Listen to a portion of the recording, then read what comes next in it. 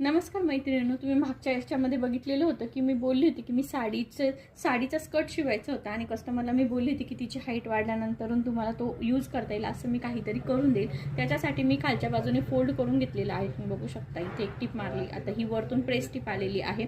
त्यानंतर हा जो स्कर्ट आहे हा जो काट आहे हा स्कर्टला मी खालच्या बाजूला जॉईन करणार आहे, म्हणजे हाईट आपली वाढेल आणि हे दिसायला सुद्धा साऊथ इंडियन लुक सारखं एकदम ब्रॉड दिसेल. आणि मग नंतर ही जी पट्टी आहे ही मी कमरेला लावून घेणार आहे. अशी कमरेला इथे त्यांना 3 ते 2.5 इंचाची पट्टी हवी आहे.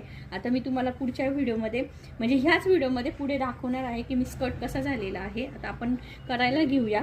जर तुम्हाला फायनली आपला स्कर्ट रेडी झालेला आहे. ही वरची कमरपट्टी आणि तुम्ही बघा